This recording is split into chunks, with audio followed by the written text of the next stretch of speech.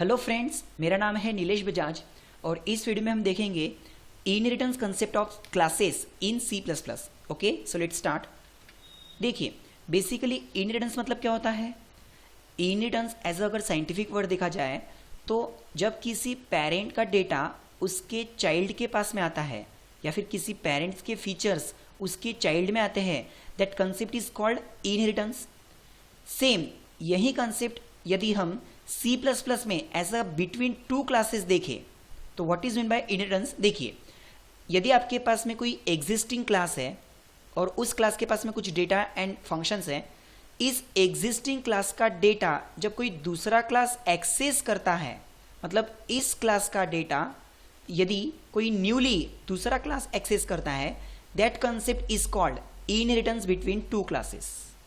Okay, जैसे for example अगर इस क्लास के पास में डेटा है A एंड B, या इस क्लास के पास में कोई फंक्शन है सपोज गेट डेटा, और ये क्लास चाहता है कि दो नंबर लेके उनकी एडिशन करे, तो इसको अलग से दो डेटा लेने की जरूरत नहीं है। यदि ये क्लास ऊपर की क्लास को इनहेरिट करता है, इनहेरिट करना मतलब ऊपर के क्लास के डेटा को एक्सेस करना, तो यदि नीचे का क्लास ऊपर की क्लास को इनहेरिट करता है तो इनडायरेक्टली उसका जो डेटा है that is A and B, या फिर वो फंक्शन जिससे हम डेटा ले सकते हैं, ये क्लास एक्सेस कर सकता। कहने का मतलब इसको अलग से डेटा बनाने की जरूरत नहीं, ऊपर का जो डेटा है A एंड B उसी को यूज करके ये क्लास क्या कर सकता है, एडिशन परफॉर्म कर सकता है। So what is inheritance? Inheritance means accessing the data of existing class in newly derived class.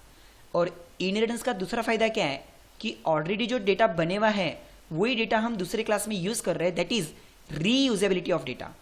इस क्लास को अलग से डेटा बनाने की जरूरत नहीं है, डायरेक्ट वो डेटा एक्सेस करके क्या कर सकता है, calculation. Okay, so now in short what is mean by inheritance? Inheritance means accessing the data of existing class in newly derived class and it is the reusability of data. Okay, now second thing, suppose ये जो आपका पहले से existing class है, okay, तो इस class को C++ में बेस क्लास भी बोला जाता है। मतलब जो क्लास जिसके पास में पहले से डेटा है या जो क्लास पहले से एग्जिस्टिंग में है, तो इस क्लास को बोलते हैं बेस क्लास, या जनरली हम उसको बोल सकते हैं पेरेंट क्लास। ओके, और इस क्लास का डेटा जब कोई दूसरा क्लास लेगा that is newly derived class, तो उसको हम बोल सकते हैं डिराइव्ड क्लास। मतलब जो क्लास इनहेरिट करेगा उस क्लास को हम बोलेंगे डिराइव्ड क्लास, या फिर जनरली हम उसको बोल सकते हैं चाइल्ड क्लास। ओके, नाउ अब यहां पर C++ में ये कैसे पता चलेगा कि किसी एक चाइल्ड क्लास ने या फिर किसी न्यूली क्रिएटेड क्लास ने एग्जिस्टिंग क्लास का डेटा लिया? तो इन C++ inheritance between two classes is represented by colon operator.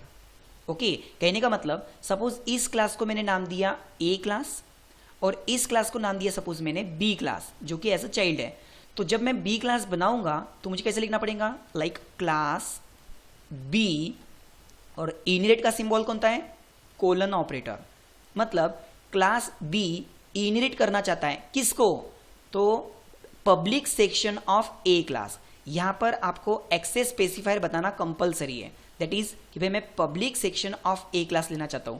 देखो, आपको भी एक्सेस स्पेसिफायर के रूल पता है।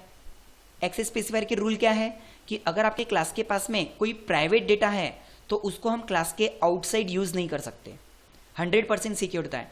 यदि आपके क्लास के पास में कोई प्रोटेक्टेड डेटा है तो वो प्रोटेक्टेड डेटा ये B क्लास यानी कि चाइल्ड क्लास इनहेरिट कर सकता। तो फिर यहाँ पे आपको एक्सेस स्पेसिफायर क्या लिखना पड़ेगा, तब यहाँ पे आपको लिखना पड़ेगा कि B क्लास यानी कि चाइल्ड क्लास आपके A क्लास का प्रोटेक्टेड डेटा लेना चाहता है, तब आपको यहाँ पे प्रोटेक्टेड कीवर्ड लिखना पड़ेगा। यदि यहाँ पर आप पब्लिक कीवर्ड लिखते हो तो इसका मतलब कि नीचे का जो चाइल्ड क्लास है वो पेरेंट क्लास का सिर्फ पब्लिक डेटा एक्सेस करना चाहता है। सो यदि आपको दो क्लास के बीच में इनहेरिटेंस दिखाना है तो C++ में कौन सा ऑपरेटर यूज करना है, कोलन ऑपरेटर। जैसे कि यहां पर class B inherit public data of A class. So indirectly syntax कैसा हुआ इसका, मान के चलो मेरे पास में ऊपर पहले से ही एक क्लास बने हुआ है दैट इज क्लास A,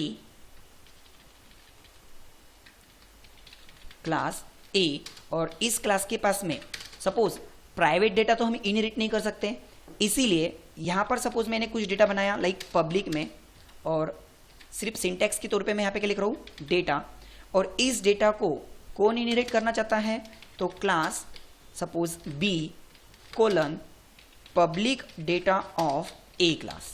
मतलब अब इसमें क्या हुआ कि क्लास बी के पास हम ए क्लास का डेटा एक्सेस कर सकते हैं। ओके, नाउ दूसरी खासियत इनहेरिटेंस में क्या होता है, यदि किसी एक क्लास का डेटा दूसरा क्लास एक्सेस कर सकता है तो आपको सिर्फ और सिर्फ जो चाइल्ड क्लास है, जो डिराइव्ड क्लास है, बस उसी क्लास का आपको ऑब्जेक्ट बनाना है। क्यों?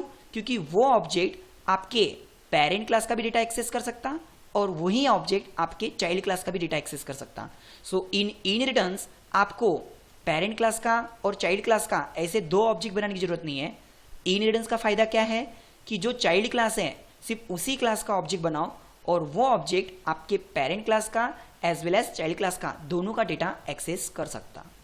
सो आई होप आपको ये कंसेप्ट समझ में आया होगा, that is inheritance between two classes. Okay, thank you.